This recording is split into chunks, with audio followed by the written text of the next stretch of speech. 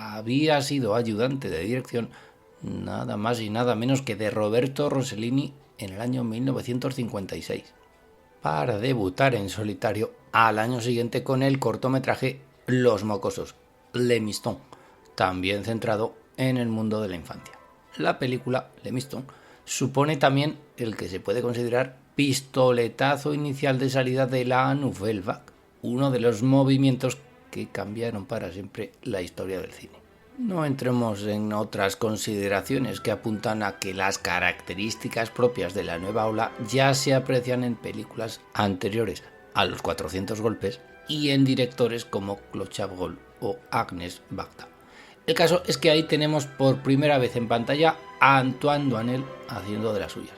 Y es que, aunque se decidió que el título castellano fuese la traducción literal del original francés, Les Quatre Cents Coups, esta es una expresión del idioma galo que equivaldría a nuestra expresión las mil y una, en alusión no a las mil y una noches, sino a las mil y una perrerías y trastadas que comete el protagonista a lo largo de la película.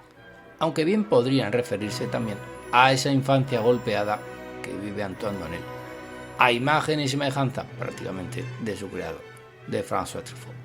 Como Truffaut, Doinel crece en lo que hoy llamaríamos un hogar desestructurado, disfuncional. Es hijo de una madre soltera que no demuestra especial cariño por él. En la obra de Truffaut, y más allá del ciclo Doinel, son frecuentes los reproches a la figura de la madre.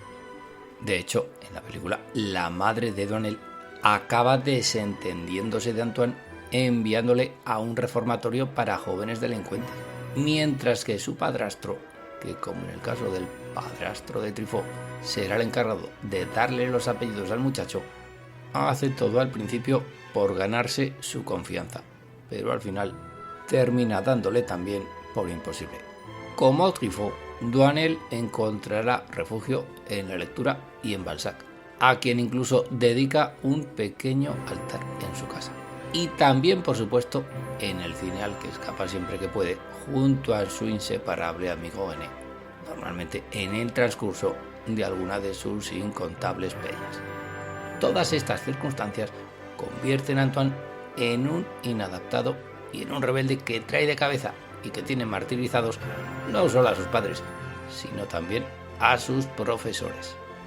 Además es un mentiroso compulsivo que no duda, por ejemplo, en decirle a uno de esos docentes que su madre ha muerto para justificar así una de sus incontables penas. En este ambiente hostil, Doinel aprende a ser un superviviente que va dejando poco a poco atrás el miedo y el sentimiento de culpa. Sentimientos que viene arrastrando desde prácticamente el día en que nació y que se han encargado de inculcarle tanto desde el hogar familiar como desde la escuela. Y es que en el fondo Antoine no es malo. Es un chaval vivo y audaz cuya viveza y audacia chocan de frente con la mediocridad y la incompetencia de los adultos que le rodean. Y Antoine, ¿qué hace? Se rebela contra todo ello. Sí, Antoine es un rebelde, pero un rebelde con causa. El sueño de Antoine es ver el mar. Y la oportunidad de cumplir ese sueño se le presenta al final de la película, cuando tras cometer un hurto, después de robar una máquina de escribir, mítica escena, en la oficina de su padrastro y ser descubierto por uno de sus empleados, Antoine es enviado a un correccional de menores al lado de la costa. Una secuencia icónica, la de Antoine Doinel huyendo desde ese correccional hasta la playa en la que por fin verá cumplido su sueño. Y verá ese mar, que se encuentra, nunca mejor dicho, al final de la escapada. Un larguísimo traveling que da a entender las dificultades y el esfuerzo por el que ha de pasar el protagonista para alcanzar sentirse libre. Pero es que, qué larga es esa playa. Qué larga es, por Dios, si parece que no se acabe nunca. Qué lejos se ve el mar. Y cuando por fin aparece, Antoine moja tímidamente sus pies en la orilla. Y de repente se vuelve y se acerca hacia nosotros, los espectadores, que le hemos seguido furtivos en su carrera, y rompe la cuarta pared. Y la cámara, con un movimiento sutil, también se aproxima a nuestro protagonista. Y cuando ambos, la cámara y Antoine, se encuentran, Truffaut opta por congelar el plano, produciéndose uno de esos momentos mágicos de la historia del cine. Antoine se queda mirándonos fijamente, y esa mirada no se sabe muy bien de qué es. ¿Es la mirada de alguien asustado? ¿De alguien que se pregunta ¿y ahora qué? ¿De alguien que se pregunta ¿esto era todo? ¿O es la mirada de alguien que nos desafía y que nos dice ¿lo veis como sí que podía? En realidad, podría ser todo eso. Es una mirada tan ambigua como pudiera ser la de la Mona Lisa de don Leonardo da Vinci. Pero sea como sea, es una mirada eterna, que se nos ha quedado a muchos grabada para siempre en la retina. Don François Truffaut dedicó los 400 golpes a la figura del crítico francés André Bazin, uno de los fundadores de la mítica Cahiers du Cinéma, y que le ofreció entrar a trabajar como crítico en la revista Travail et Culture, allá por comienzos de los años 50. Si como principal teórico de la Nouvelle Vague, André Bazin fue una especie de padre espiritual para el resto de los directores del grupo, para Truffaut fue bastante más, podría decirse. En realidad, Bazin fue el padre que nunca tuvo, ya que hemos dicho que las vidas de Truffaut y de Douanel son paralelas, al menos en esos primeros años. André Bazin, que incluso fue padrino de boda de François Truffaut junto al propio Roberto Rossellini, no pudo ver los 400 golpes en los cines porque murió justamente un año antes de su estreno, razón por la cual la película se dedicó a su memoria.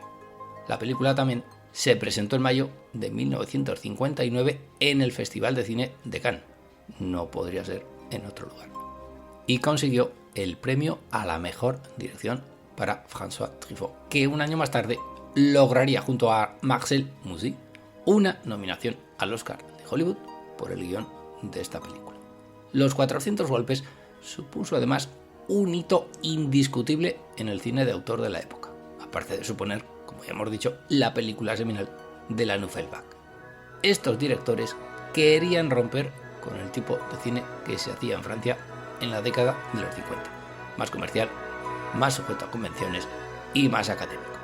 Sin embargo, si a la película de Truffaut hubiera que encontrarle un precedente, lo hallaríamos clarísimamente en la obra maestra que ya desde aquí, en Lloviendo Cine, reivindicamos y recomendamos, la obra maestra del director Jean Vigo, Cero en Conducta, del año 1933, un cortometraje en el que su autor plasmaba sus recuerdos infantiles al tiempo que lanzaba una dura crítica contra el sistema docente francés de su tiempo.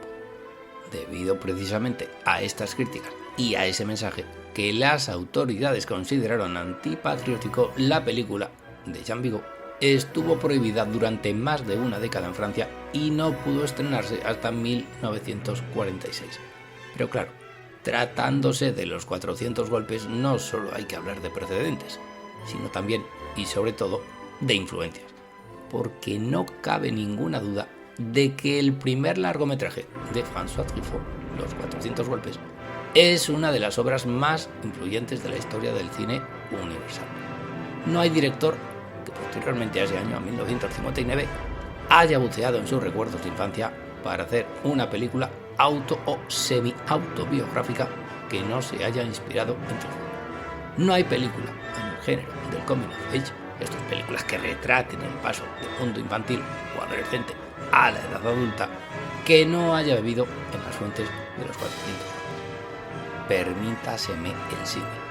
Como no hay director que no haya incluido en una de sus películas un homenaje a la llegada del tren a la estación de La Ciotat, tampoco ha habido ningún director de coming of age que no se haya inspirado en los 400 golpes de François Truffaut. Y eso es tan evidente en un caso como en otro.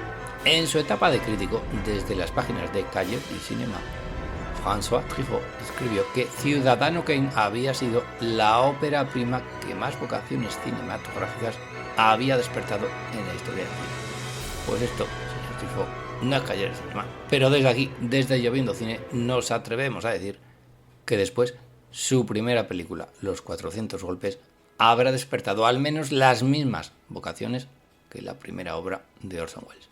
Y creo que ahí, al decir eso, no andamos muy desencaminados.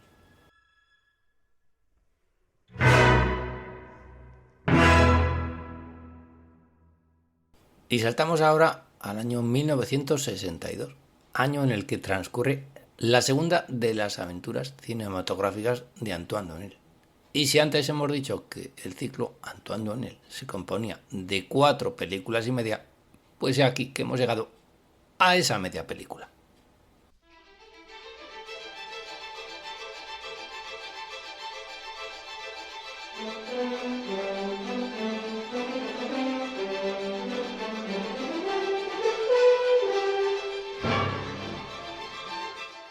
Porque François Truffaut nos contó la segunda de las aventuras cinematográficas de Antoine Doinel en un cortometraje llamado Antoine et Colette. Claro, Antoine es Antoine Doinel, una de las piezas incluidas en la película El amor a los 20 años. Una de esas películas de episodios que se puso tan de moda durante la década de los años 60. El amor a los 20 años contiene 5 historias dedicadas al amor en la etapa juvenil y dirigidas por otros tantos directores, con la particularidad de que cada uno de ellos pertenece a una cinematografía distinta. François Truffaut representó a Francia dirigiendo uno de esos cortos, Antoine et Colette. El resto son el italiano Renzo Rossellini, el japonés Shintaro Ishiharo, el alemán Marcel Ophuls, hijo del gran Max Ophuls, y el polaco Andrzej Wajda. Lo cierto es que el amor a los 20 años resulta hoy en día prácticamente inencontrable y por tanto muy difícil de ver en su totalidad.